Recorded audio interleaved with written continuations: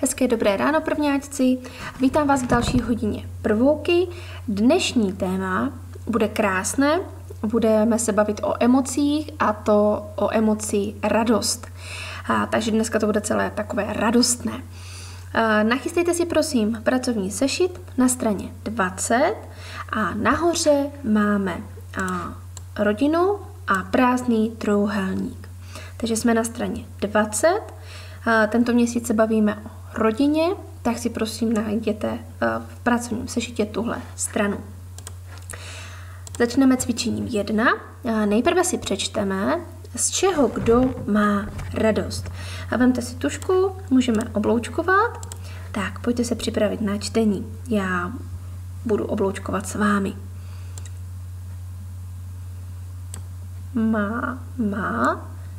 Má miminko.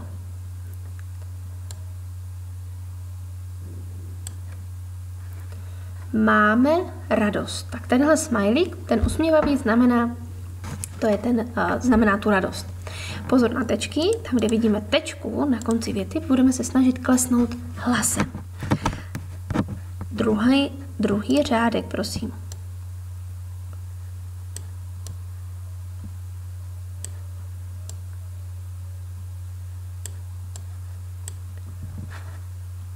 Já to přečtu ještě jednou. Ola sama mele ořechy. Dočteme.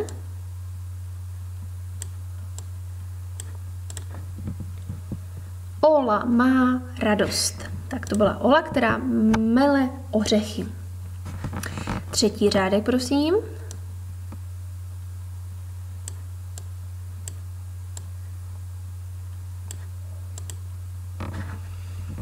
Ela se sama stará o nebo se sama umývá. To jsem myslela, že tam je. Ela se sama umývá se sama ruce. Ela má radost. Dočteme poslední. Pepa kreslí.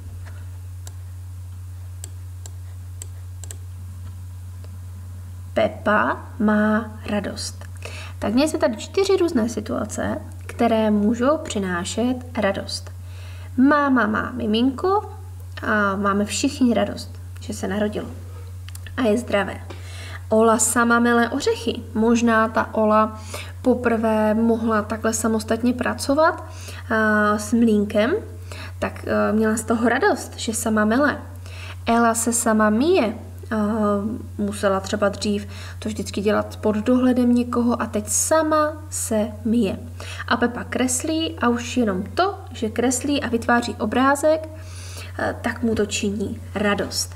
Já se teď podívám, jestli si pamatujete, kdo co dělá a kdo z čeho má radost. Tak ještě jednou, pojďme si to říct. Maminka má miminko, máme z toho všichni radost. Ola sama mele ořechy, Ela se sama myje a Pepa kreslí obrázek. Já teď pustím hru. Vaším úkolem je, pokud to bude pravda, půjde palec nahoru, a pokud to nebude pravda, ukážete si palcem dolů. Ano, tak spouštím hru. Pozorně si přečti to tvrzení. Když to bude pravda, půjde palec nahoru.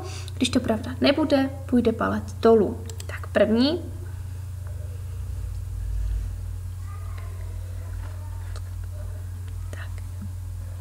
Já to projedu. Ola sama mele ořechy. Můžu se podívat do cvičení 1. Je to pravda? Ano, je to pravda. Jdeme dál. Ela má miminko. To pravda nebyla. Kdo měl miminko? Máma měla miminko. Máma má ořechy. Je to pravda? Není. Co měla máma? Máma měla miminko. Pepa kreslí. Je to pravda? Je. Pepa kreslil a měla z toho radost. Přečti si. Ela sama kreslí. Ela nekreslila, Ela si myla ruce.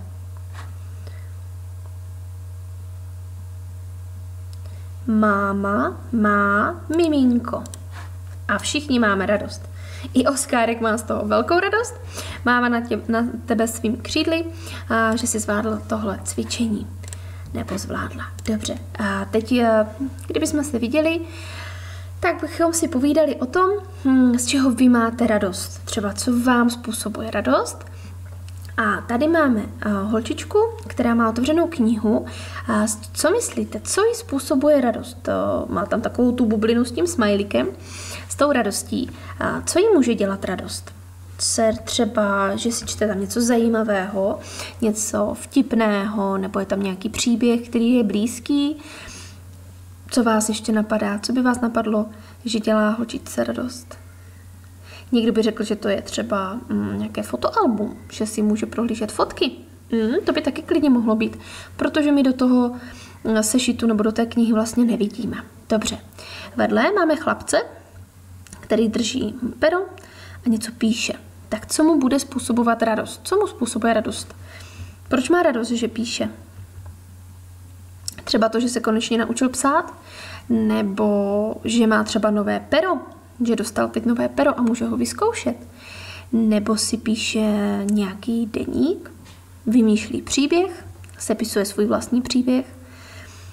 Těch možností, co mu může dělat radost, může být hodně. Vás určitě nějaké zajímavé taky napadly. Zkuste se vy zamyslet, co vám dělá radost. Z čeho vy máte radost? Kdybyste tady mohli být vy na obrázku, co byste dělali, co by vám dělalo radost? Já, kdybych tam měla být nakreslená, tak bych byla v lese s našimi pejsky, byla bych v přírodě na procházce, bylo by krásné počasí. To třeba dělá radost mě, že můžu chodit ven, i když je teď taková doba. A jsou různé situace. Pojďme na cvičení 3, kde si budeme povídat a používat nálepky. Tak si můžete pomalinku už připravit nálepky. Budou to 2 smajlici. Tady ta radost. Jo? 2 usměvavý žlutí. 2 usměvavé žluté radosti. A máme tady 2 situace. Vždycky je to v nějakém tramvaji. Asi to vypadá jako tramvaj.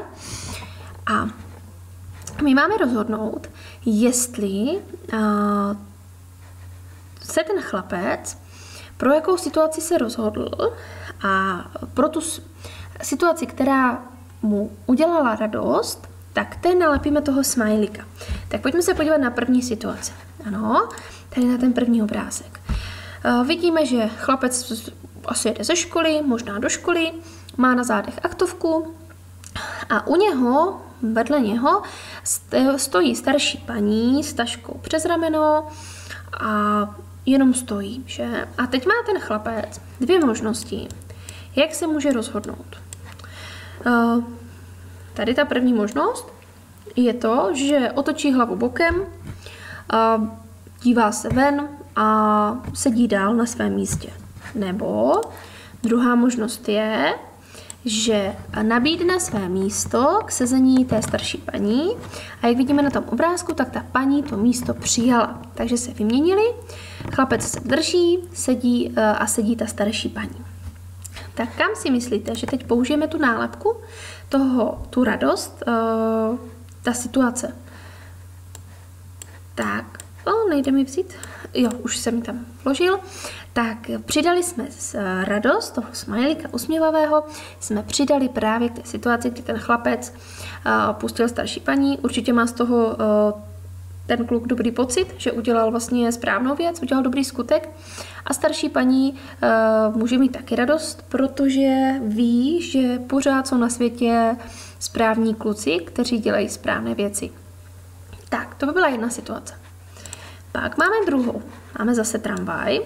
Tentokrát je tam dívka. Sedí, je tam dost místa, takže není potřeba uvolňovat místo dalším. A vidíme tady paní, která stojí a na zemi je nějaká, zřejmě to vypadá jako kniha, nějaký sešit, kniha. A zase může se 2 způsoby rozhodnout. Buď ji osloví, zvedne ten sešit a zeptá se, jestli to její, jestli jí to náhodou nevypadlo. Nebo bude se koukat dál dopředu a vůbec si nebude všímat toho, že tam na zemi leží nějaký sešit nebo nějaká kniha. A já pevně věřím, že vy jste smajlíka přidali právě do téhle situace. To znamená, že má radost z toho, že udělal správnou věc, dobrý skutek, protože jí podala ten sešit nebo tu knihu, která může být pro tu paní moc důležitá. A paní má určitě radost taky z toho, že ji našla, že ji nestratila. Tak máme dvě situace. Použili jsme 2 nálepky, tak si to ještě přilepte a zahrajeme si zase palcovanou, co znamená palec nahoru, palec dolů. Tentokrát budete poslouchat, pustím vám různé situace, které popisují a vy se rozhodnete, jestli je to správně, anebo to není správné. Jo? Chování, nebo jestli to může dělat radost, anebo to neudělá radost. Tak zkusíme, jestli se nám to načte. Ještě chvilinku. Tak, výborně. Tak poslouchejte. Pokud najdeme mobilní telefon a nikoho nevidíme, můžeme si jej ponechat. Když někde najdete telefon, nikdo tam není, můžete si ho nechat? Ne, určitě ne. Co bychom s ním udělali? Odnesli bychom ho buď na policii, na městskou policii nebo na obecní úřad, někde, kde by se o něho dál třeba postarali. V dopravních prostředcích uvolníme místo k sezení starším lidem. Tak je to pravda, my jsme tam tu jednu situaci měli popsanou. Ano, uvolníme. Já bych to ještě takhle upravila, já bych to místo nabídla, protože někdy třeba ti starší lidé ani nechcou si sednout, nechcou využít tady té nabídky. Já bych jim to nabídla, zeptala se, jestli si chcou sednout a pokud ne, tak není problém zůstat na tom svém místě, ale určitě se zeptat. Pokud najdeme peněženku a nikoho okolo nevidíme, musíme ji odevzdat na policii. Tak a tohle je už jedna z těch situací, když najdeme peněženku, kde jsou opravdu peníze, které někdo ztratil, správně palec nahoru, odevzdáme je na policii. Při odchodu ze školy pozdravíme paní učitelku nebo pana učitele pozdravem nashledanou. Pokud odcházíme ze školy, říkáme si nashledanou, výborně. Pokud uvidíme, že někde něco ztratil, raději si toho nevšímáme. Budeme dělat, že to nevidíme? Ne, my ho na to upozorníme, protože se můžeme dostat do stejné situace, kdy my bychom něco ztratili a taky bychom určitě byli rádi, kdyby nám to řekl nebo pomohl nám najít. I Oskarek je rád, že jste se správně rozhodli a že jste dokázali správně odpovědět. Ono není vždycky jednoduché se správně rozhodnout, ale ten pocit té radosti z dobré věci určitě za to stojí. Perfektní. Zvládli jsme celou kapitolu na straně 20. Vy si teď vemte nálepku a dolepte si prosím nálepku sem nahoru. Právě ta holčička a má tam emoci radost. Nalepte si sem, že jsme zvládli tuhle kapitolu. Zvládli jsme kapitolu. Vy si ještě vezmete prosím sešit do prvouky a uděláte si krátký zápis, on to ani nebude zápis, je jako spíš takový obrázek. Já si zkusím jenom tabuli pustit a nakreslíte si do vašeho sešitu, máme ho, teď mi pomožte, se šnekem, doufám, že tam je šnek, a nakreslíte si tam na novou stranu takovéhoto smajlíka, takovouhle radost a kdo zvládne a rodiče mu pomůžou, může si tam napsat nadpis radost. Tak, mně se tabule zatím nespustila, moje chyba, že jsem to neudělala dřív a ještě jednou, co tím myslím, nakreslíte si tohoto smajlíka, si nakreslíte klidně přes celou stranu do vašeho sešitu a abychom, až se vrátíme do školy, si o tom mohli popovídat, co vám dělá radost. Pro dnešek se s vámi loučím. příště se můžete těšit na kapitolu, kde se budeme věnovat tomu, jak se starat o miminko a co se vlastně všechno děje, když se takové malé dítě narodí do rodiny.